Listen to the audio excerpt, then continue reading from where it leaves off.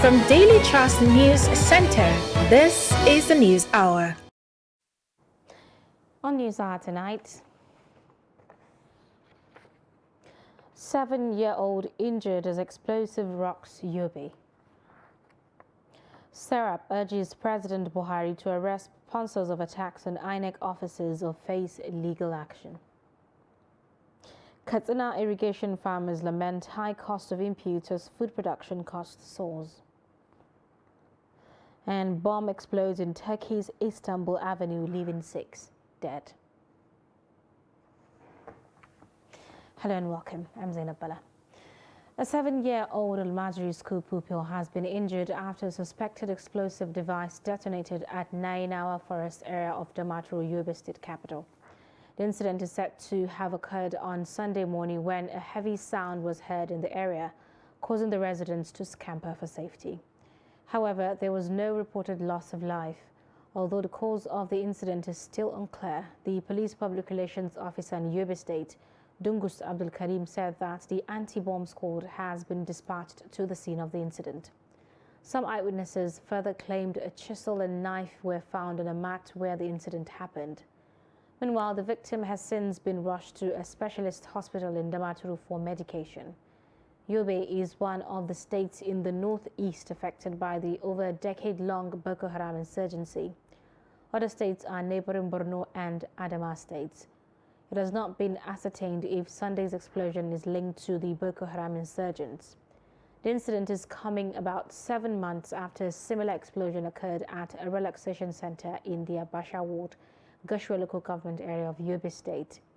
During the April 24 attack, one person was confirmed dead with 7 others injured in a pub some residents were drinking.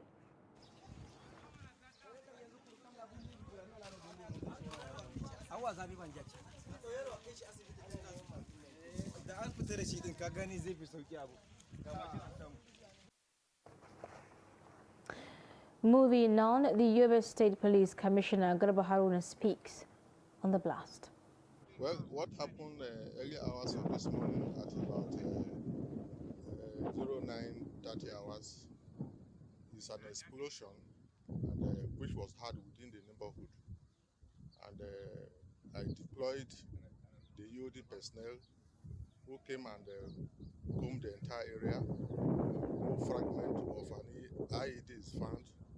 It is suspected that the 6-year-old boy, Idris Haruna, who was affected by the incident, came into the Almajiri settlement where he was playing with an object suspected to be a metal. As he was playing with it, it exploded and dismembered part of his body. The 2 other boys he was playing with, nothing happened to them. They are alive, no life was lost. I wish to tell the general public, especially the Yobe people and the neighborhood, that the area is calm, there is no need for alarm, and that they should go about their normal business. 5 suspected gunmen were killed following a battle with security agencies in Omona, Sofia in Agwata local government area of Anambra State. Sofia is the hometown of the Anambra State Governor Charles Soludo. The gunmen had attacked a checkpoint in the area earlier on Saturday. Now, following the success, the Commissioner of Police Echeng charged the officers to sustain the tempo against the onslaught of criminal elements.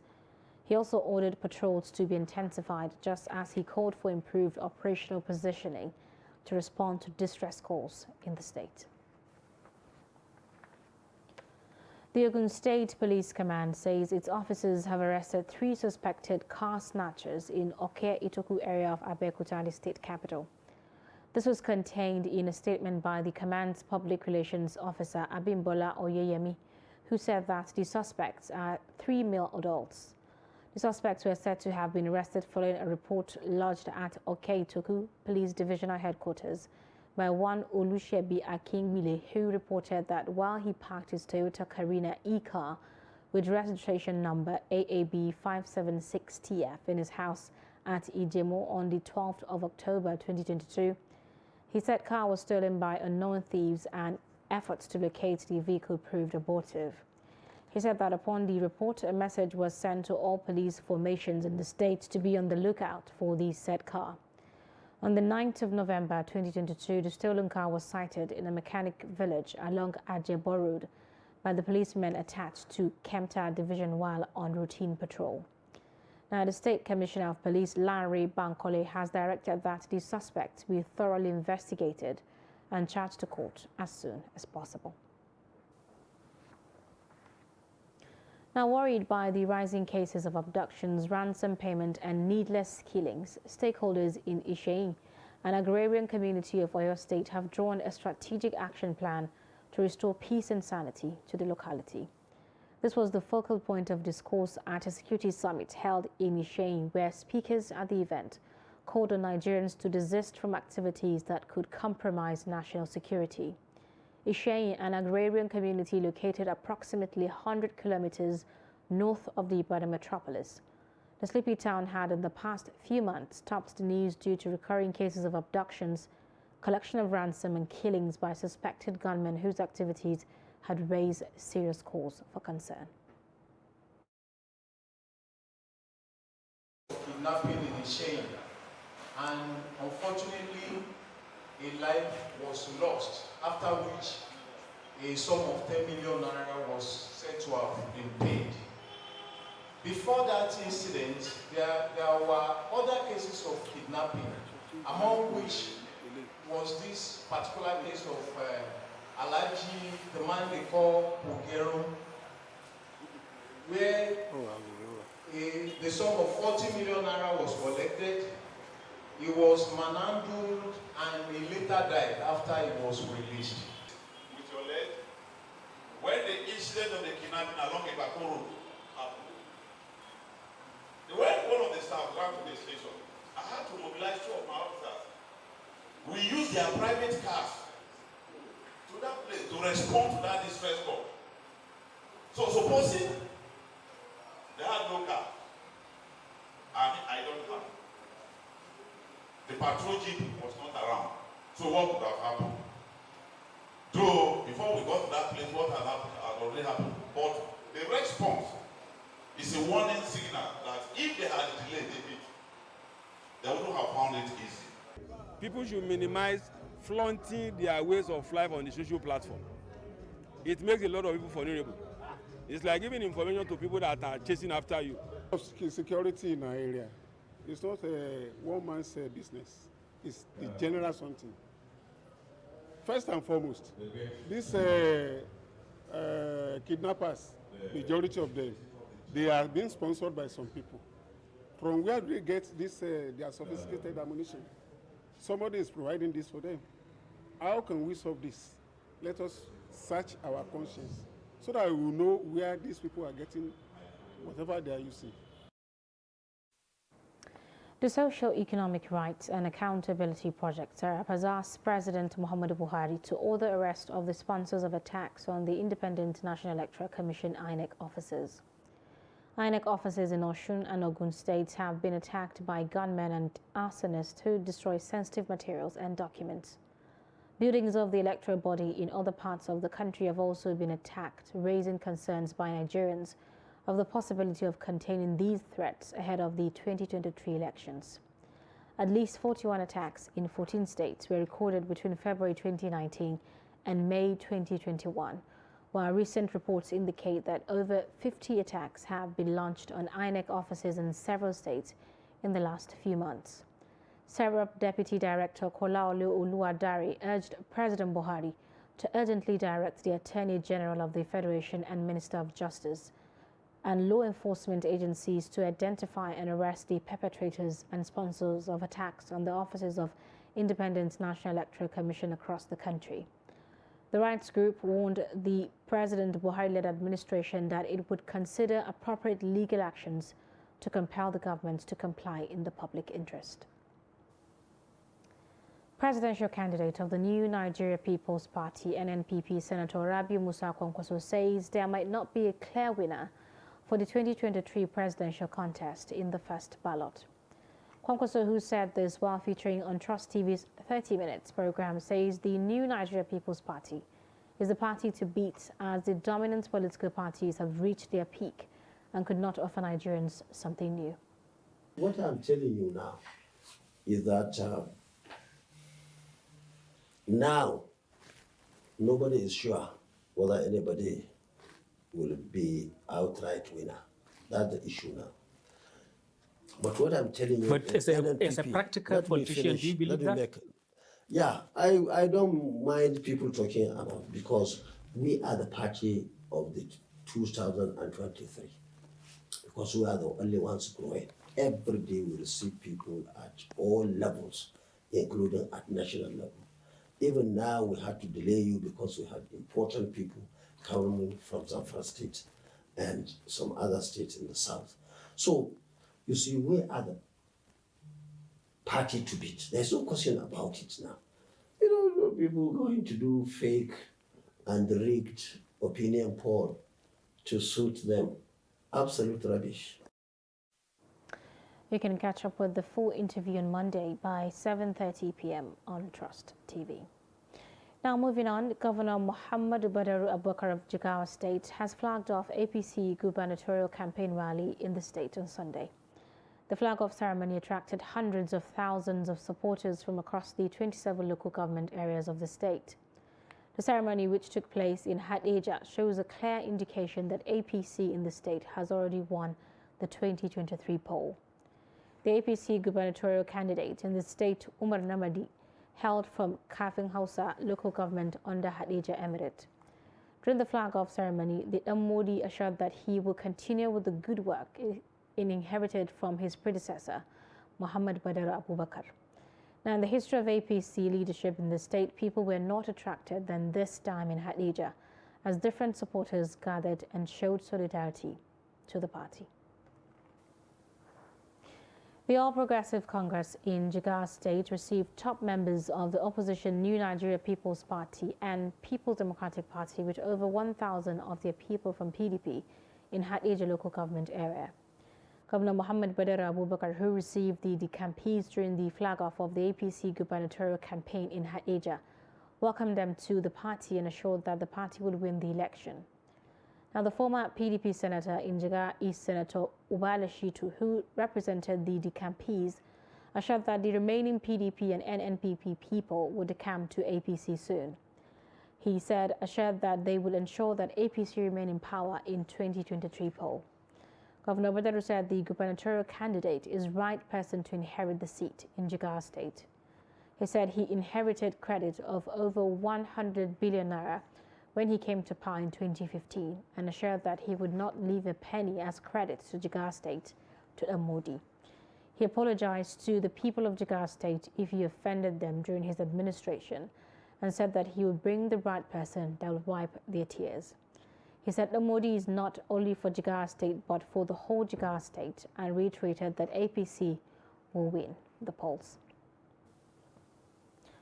The contest for the Gombe North Senatorial District is becoming a subject of discussion, as former two-term governor of the state, Ibrahim Hassan Dankwambo, is set to challenge the incumbent Senator Saidu Ahmed Al-Ghali. It could be recalled that Al-Ghali of the APC defeated the former governor in the 2019 elections and clinched the Gombe North senatorial seat. Now, Governor Dankwambo is said to have strategized to contest in the 2023 general elections. Ibrahim Ismail reports. It was a devastating political setback for the former governor of Gombe State, Ibrahim Hassan Dankwambo, in the 2019 general elections, as the two-term governor lost the Gombe North senatorial seat to Senator Saidu Ahmed Al-Ghali of the APC. But with renewed vigor, Dankwambo is recontesting the Gombe North senatorial position in the 2023 elections, a decision that triggered political debate over his chances against the incumbent Senator Saidu Ahmed Al-Ghali. Of course, you cannot overwrite him, although there are many odds against him. Number one, he was the incumbent sitting governor in 2019 when he lost to the same Senator Saidu Ahmed Al-Ghali. This should not be forgotten easily and quickly. Now that he is no longer a sitting governor and the same person that defeated him is still there in the seat, that means there is a kind of a culture, a tradition that may easily repeat itself. We should not forget that. This is one.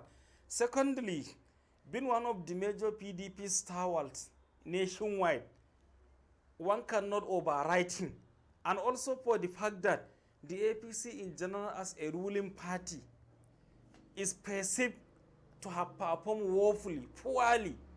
According to Kashere, although Saidu Alkali may have his shortcomings, he is however not short of the needed potential to make progress in the election. Residents in Gombe Northern Senatorial District are divided on the chances of former Governor Ibrahim Hassan Dankombo and Senator Saidu Alkali in the 2023 elections.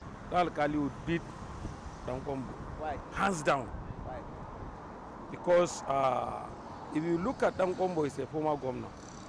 When he lost the election in 2019, he just left the state about more than 3 years before he came back to the state.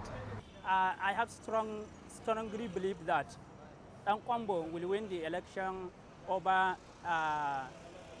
Said Dan Alkali, inshallah, in the next General 2023 election, inshallah. There are 11 candidates from various political parties contesting for the Gombe North senatorial seat. However, the most notable contestants are the candidates of the APC, who is the incumbent Senator Saidu Ahmad Alkali, former Governor Ibrahim Dankombo of the PDP, and Muhammad Sabiu, candidate of the NNPP, followed by the candidate of the Labour Party, Adamu Ibrahim Usman. From Gombe, Ibrahim Ismail, reporting for Trust TV. Moving on, President Muhammadu Buhari has returned to Nigeria following a routine medical checkup in the United Kingdom. Senior Special Assistant to the President on Media and Publicity, Garba Shehu, announced this in a tweet on Sunday evening. The plane conveying the President, the NAF 001, touched down at the presidential wing of the Nnamdi Azikiwe International Airport at about 7:30 p.m. local time on Sunday evening. President Buhari left the country on October 31st. The President's Special Advisor on Media and Publicity, Femi Adesina, had announced that he would return in the second week of November. One of the highlights of Buhari's 2-week UK stay was his meeting with King Charles III at Buckingham Palace. You're watching News Hour on Trust Television. Coming up.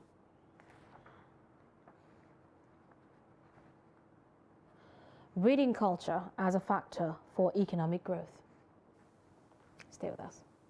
Ba a iya sutura da abinci jin daɗin duniyar mu ya ƙare. Za ka iya more rayuwarka da kayan alfarma na kamfanin Vento Furniture kamar su Ladi Corner Sets, Escape Sofa Sets, Acadia Sofa, Piano Sofa Sets, Sofa Corner Sets, Vento Sofa Sets. Sannan kuma za ku iya saka ƙayatattun gadaje na alfarma a ɗakunan kamar su Gold Cream Bedroom Sets, ko kuma ku wadata falon ku da kujeru na alfarma irin su Sare Royal Set da Acadia Dining Sets. Ofishoshin ku kuwa za ku iya saka manya-manyan kujeru na kece raini domin walwala da jin daɗin ku da abokan hulɗa. Kamfanin Vento Furniture ya tanadar muku gadajen bacci na yara masu inganci, kayan ɗaki irin na angwaye da amare har ma da sarakuna. Muna da shagunan mu a gurare kamar haka: 79 Allen Avenue, Ikeja, Lagos; 7A Azikiwe Road, Port Harcourt; 25 Glover Road, Ikoyi, Lagos; Shop U1 Jabi Lake Mall, Abuja; da kuma 4330 Walker Road, Windsor, Ontario ga mazauna ƙasar Canada. Vento Furniture, mun zagaye ko'ina.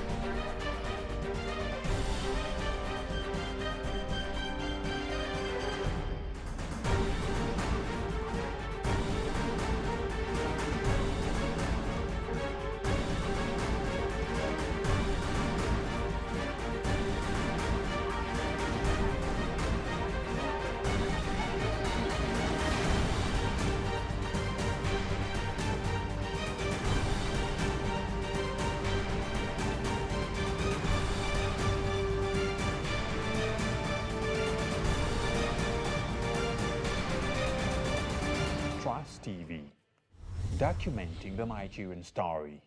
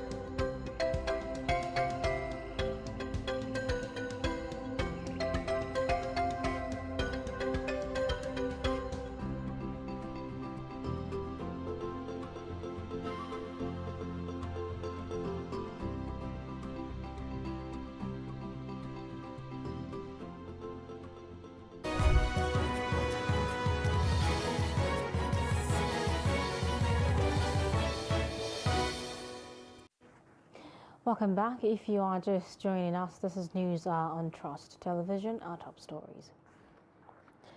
7-year-old injured as explosive rocks Yobe State. Serap urges President Buhari to arrest sponsors of attacks on INEC officers or face legal action. Moving on, irrigation farmers in Katsina State are lamenting high cost of inputs, forcing them to produce below capacity. Many irrigation farmers resort to applying local manure as the price of fertilizer has gone beyond their reach. Abdullahi Yamadi meets irrigation farmers in Katsina, Ajwa and Makira irrigation sites where few farmers are actively participating in this year's farming activities, largely due to high cost of inputs. His report. Prices of fertilizers, pesticides and seeds are going beyond the purchasing power of these peasant farmers who have now reverted to traditional methods of farming. These farmers said they cannot afford farm implements such as sprayers and water pumping machines at prevailing market prices. Taki maganin heshi da iruruwa. The situation of farming is pathetic. As a peasant farmer, I cannot afford one bag of fertilizer. I have to resort to manure. And the president is saying we should go back to farm. I can't comprehend this. We have never received any support or subsidy, and government said everybody should go back to farm. Before this administration, we used to buy water pumping machine at 17 to 18,000 naira, but now it is sold between 65 to 70,000 naira. Most of us cannot afford it. What we do is for 3 to 4 people contribute money and buy one.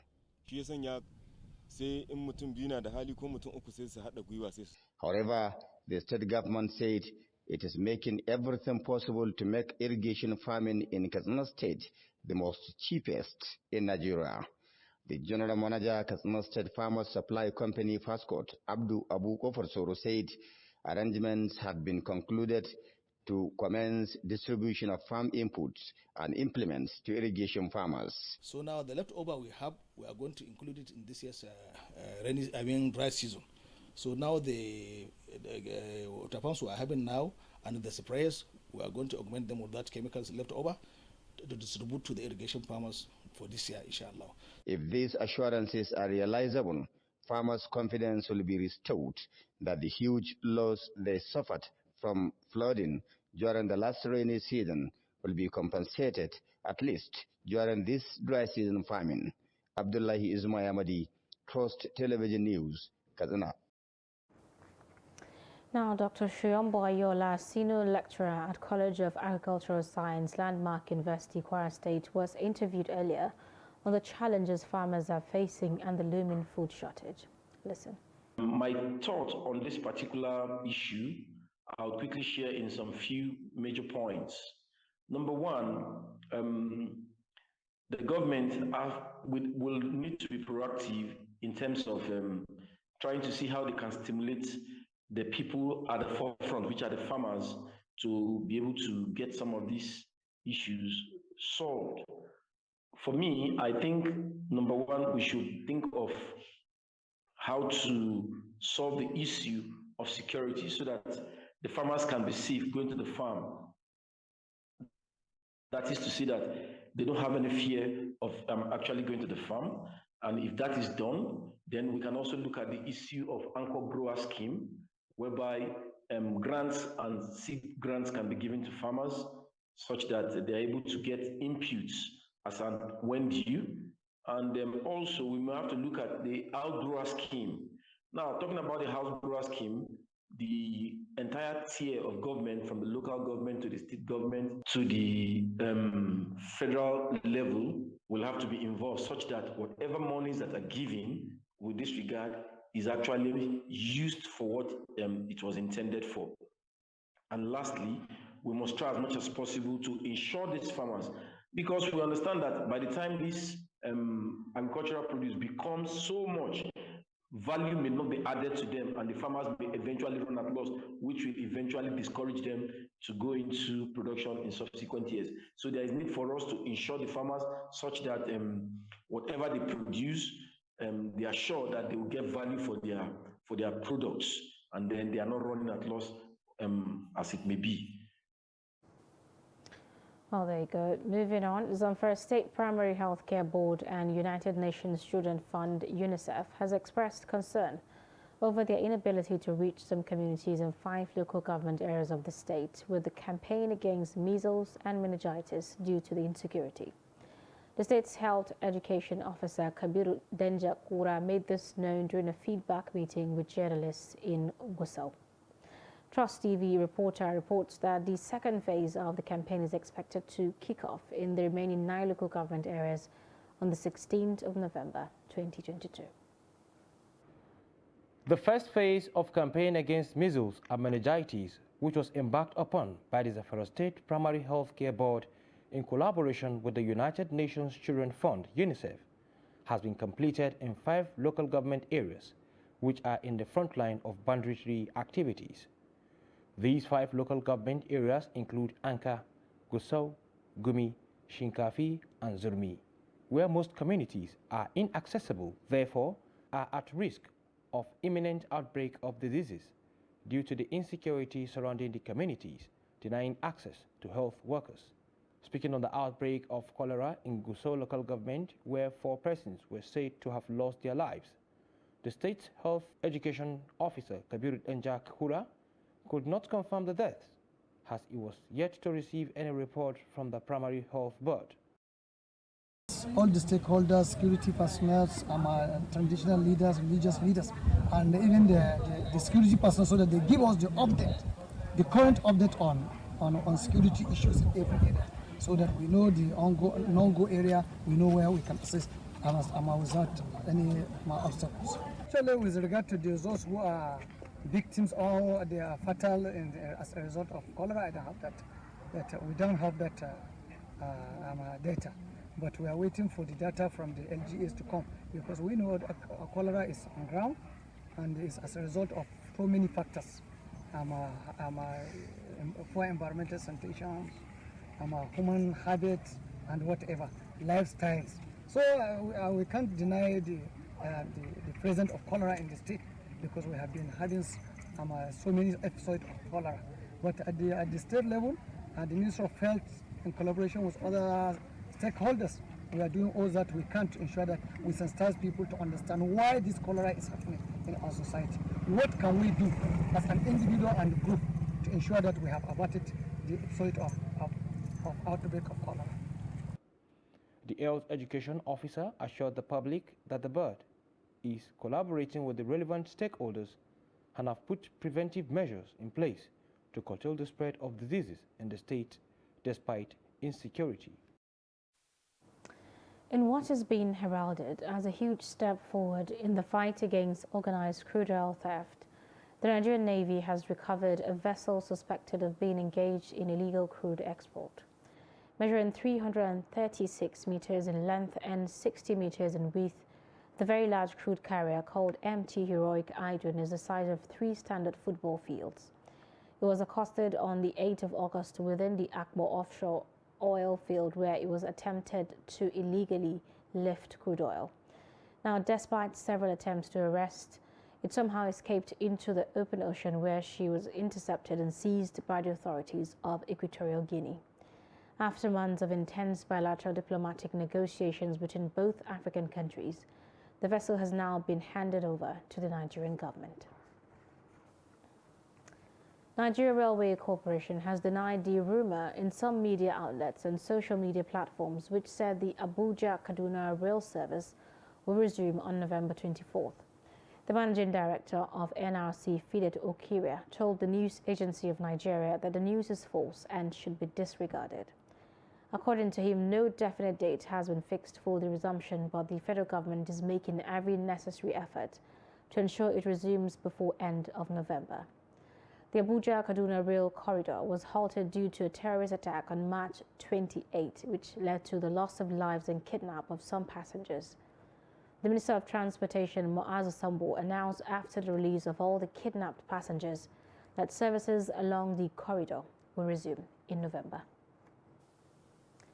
Now, a group, Middle Belt Brain Trust and Nasarawa State Government, were working to end frequent clashes between herders and farmers in the state by engaging administrators of formal and informal land tenure administration in the state.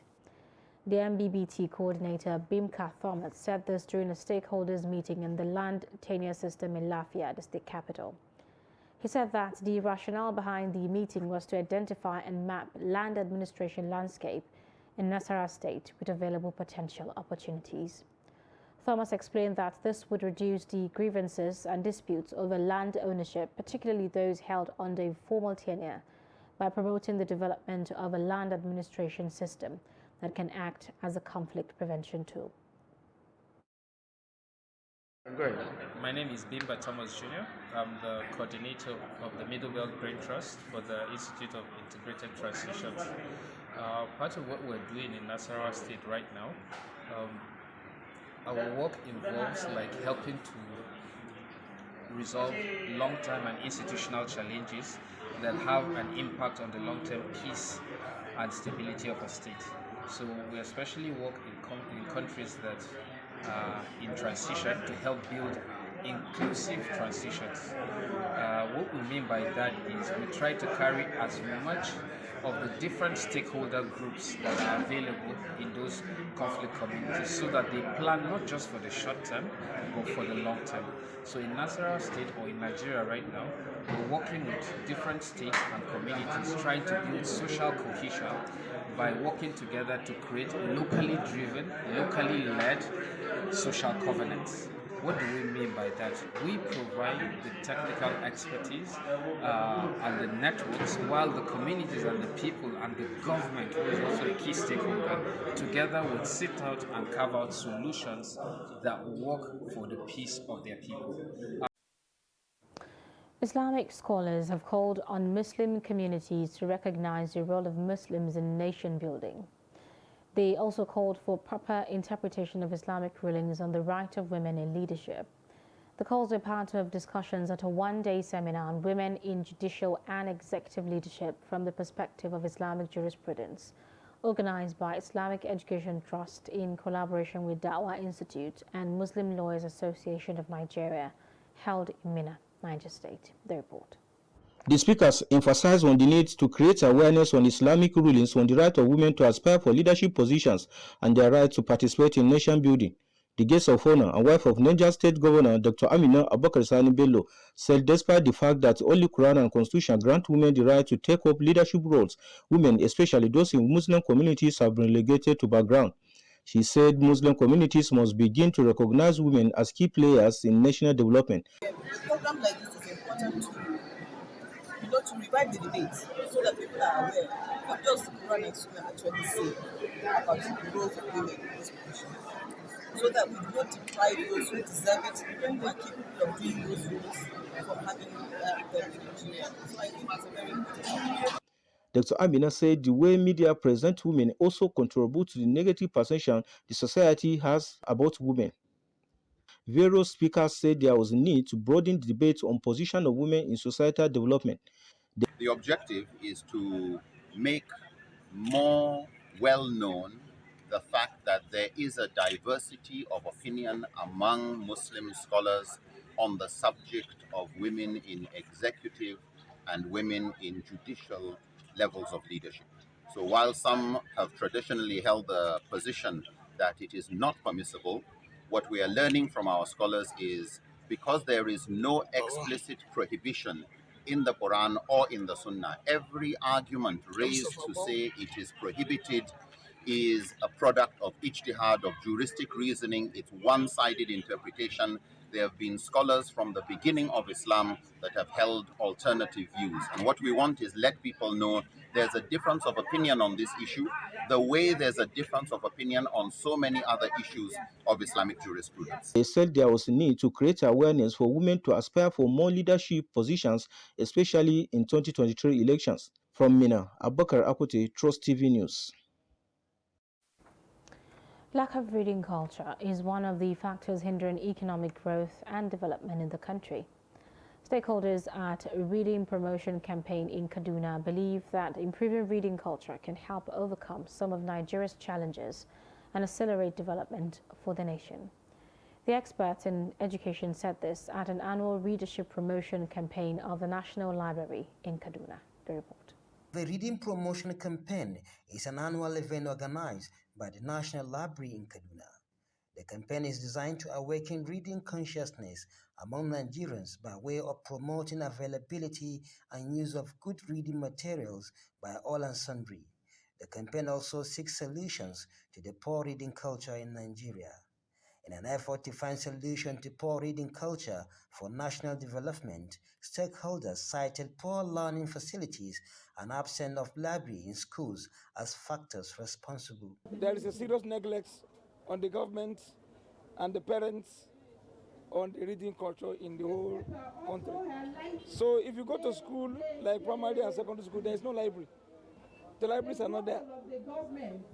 And when you go to tertiary institutions, even tertiary, they don't have a good libraries. So virtually, we gave them the opportunity. It is our failure to equip our libraries.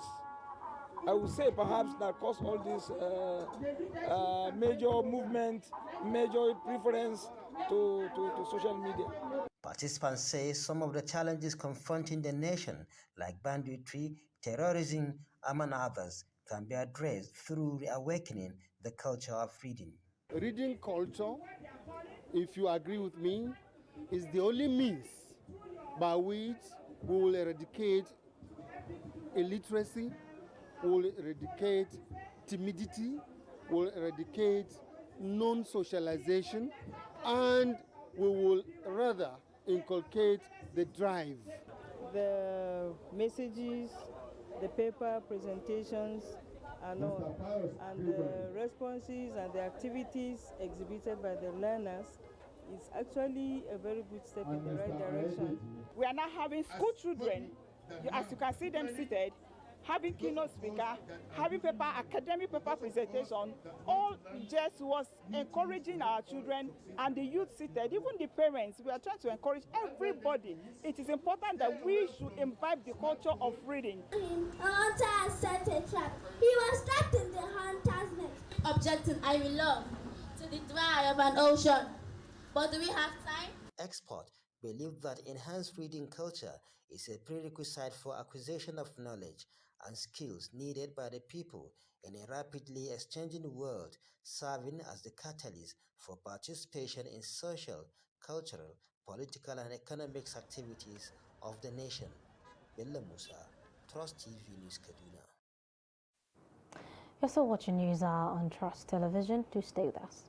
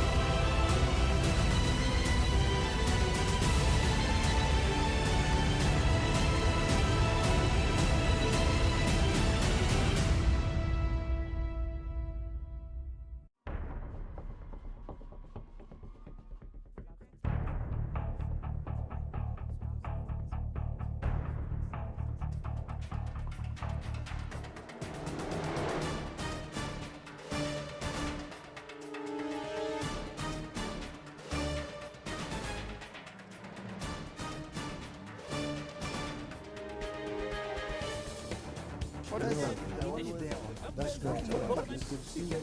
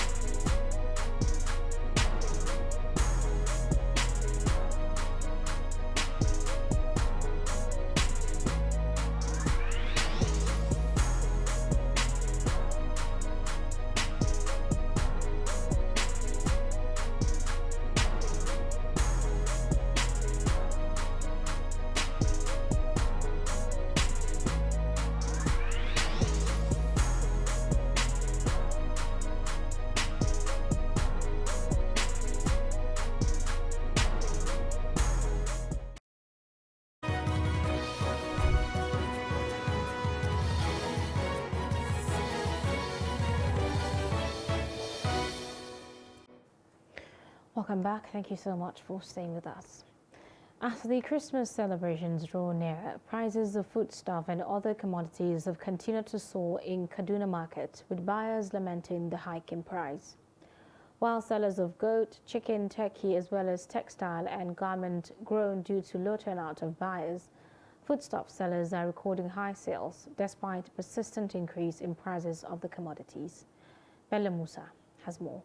Shopping for the Christmas is always a delight for the shoppers as they count down to the end of the year. However, the excitement that always greets the season shopping experience is absent this year for many due to economic situation in the country.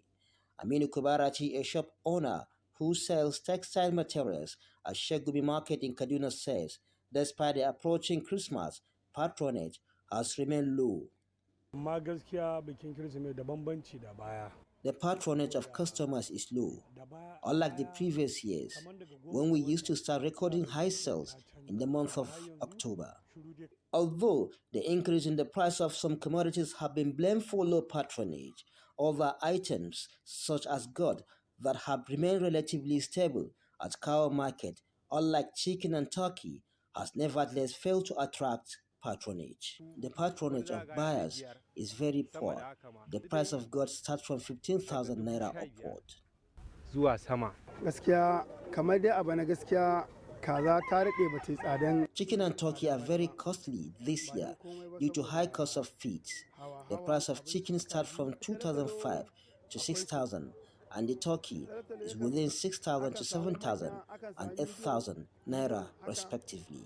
Hosea John is here for shopping, but according to him, the price of commodities in the market is scary. It's quite obvious the prices of goods are very high and you see no money in town, so the preparation is actually less because what do you pick without money? I have a family and children. You see, all this is people used to suffering in the market, in the house, no food to eat. But for foodstuff sellers, the story is different because despite the persistent increase in the price of items like bags of rice and cooking oil, they still record high sales. Every day there is increase in prices of goods in Kaduna, mainly food items. Every day there is an increase in price and there is high demand of the commodities because of the festive period. As you can see, we are approaching the month of December, that's for Christmas. So many people are coming to market to purchase goods. High sale, there is high demand of goods. People doesn't have money, but they want goods, but still they buy. While Maharaja cited insecurity and dollar exchange rate as responsible for the hike in the price of goods, he says the price may likely increase in December unless something is done by the government. Bello Musa, Trust TV News, Kaduna. And on the foreign scene, 6 people have been killed and 81 others wounded as an explosion rocked a busy pedestrian street in central Istanbul in an incident that President Recep Tayyip Erdogan has called a bomb attack that smells like terrorism. Ambulances raced to the scene on the packed Istiklal Avenue, which police had quickly cordoned off. The area in the Bayanglu district of Turkey's largest city had been crowded as usual at the weekend with shoppers, tourists and families. Speaking before his departure to the Group of 20 G20 summit in Indonesia on Sunday, Erdogan said the explosion appeared to be a heinous attack and pleaded that its perpetrators would be punished. 4 people died at the scene and 2 died in the hospital. Vice President Fuat Oktay later updated the wounded toll to 81, with 2 in serious condition. The Egyptian Health Ministry has confirmed that at least 20 people were killed and 6 injured when a minibus fell into a canal in northern Egypt's Nile Delta region. It was gathered that the bus was carrying some 35 people when it derailed on a highway and fell into Mansouriya Canal in Aga town in the northern governorate of Dakalia. Egyptian media outlets reported the accident was caused by a malfunction in steering wheel, without elaborating. Now, traffic accidents are common in Egypt, with roads that are poorly maintained and driving rules flouted, attributed as the major causes. King Charles III takes part in his first Remembrance Sunday event as monarch laying a wreath in tribute to UK and Commonwealth war dead as Britain's new Prime Minister also lauds Ukraine's defenders. The 73-year-old monarch had previously deputized for his mother, Queen Elizabeth II, who died in September aged 96 after a year of failing health. Since 2017, she had watched the annual service from a balcony of the Foreign, Commonwealth and Development Office overlooking the cenotaph.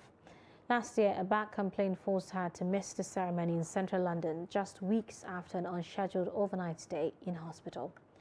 Charles, who served in the Royal Navy in the 1970s, laid a wreath on her behalf. Now King and Commander-in-Chief of British Forces, he lays his first wreath at the War Memorial as reigning monarch. The ring of red artificial poppies, Britain's symbol of remembrance, is mounted on black leaves with a ribbon in the King's scarlet, purple and gold horse racing colours. Now, Buckingham Palace said a similar wreath will be laid on behalf of his wife, Queen Consort Camilla, for the first time. Camilla, 75, watches the events from the FCDO balcony. 2-minute silence marks the start of the somber tribute. It begins on the stroke of 1100 GMT with the distinctive shame of Big Ben, which returns to regular service after a 5-year renovation. New Conservative leader Rishi Sunak attends his first Remembrance Sunday as Prime Minister. Now, Remembrance Sunday is the culmination of days of events to pay tribute to all those who lost their lives in conflict. On Thursday, Camilla laid a cross at the Field of Remembrance outside London's Westminster Abbey, alongside 70,000 other symbols left by military associations and a space dedicated to the late Queen. On Friday, Armistice Day, marking the end of hostilities in World War I, a service was held at the National Memorial Arboretum in central England. Now, the King, Queen and senior family members on Saturday attended an annual concert organised by the Royal British Legion Veterans Charity.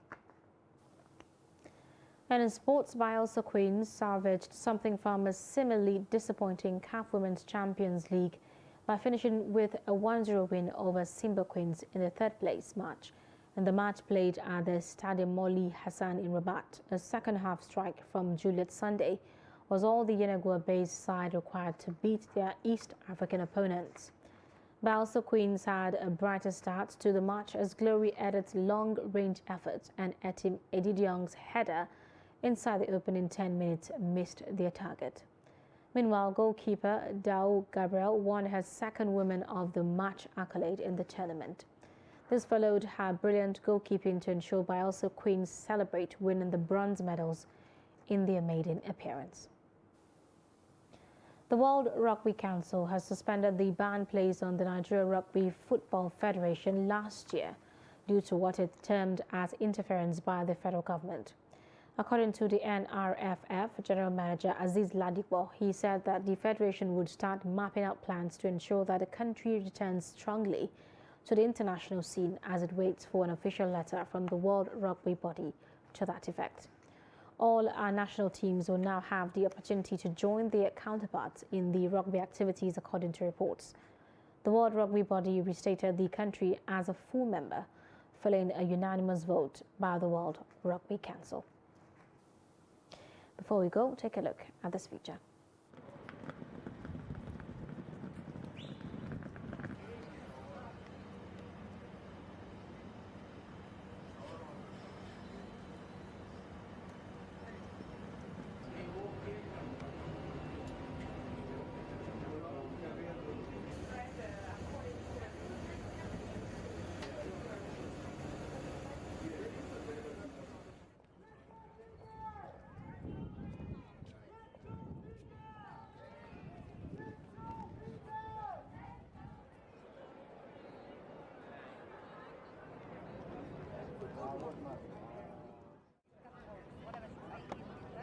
I was inspired to see so many people were interested in the Big Five when I went to Serengeti National Park, and when we saw the animals, so many people were there in safari cars, so it interested me to write a book so that a lot more people around the world would know about the Big Five.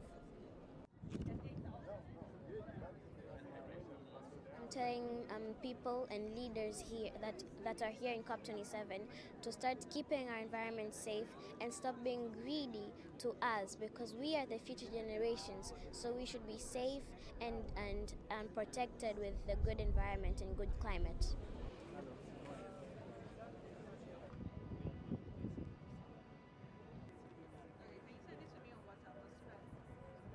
We want actions. If there is actions, if there is compensation, we want leaders to us the money, the 100 billion they talked about, because we are tired of the words, the promises and everything. Adaptation and loss and damage might be possible for them, but we don't see that on ground.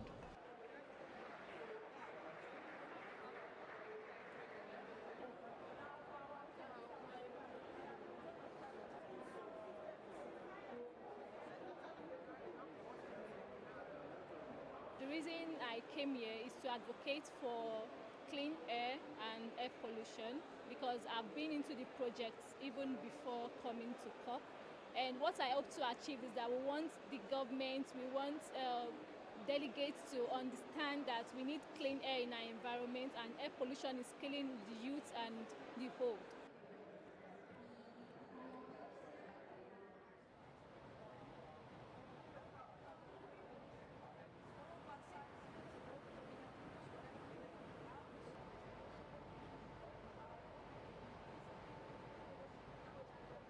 We've had deliberate engagement on loss and damage. We've had deliberate engagement on finance. We've even had demonstrations on loss and damage, demanding for loss and damage finance now, and also demanding for climate justice for the global south in solidarity with the global north.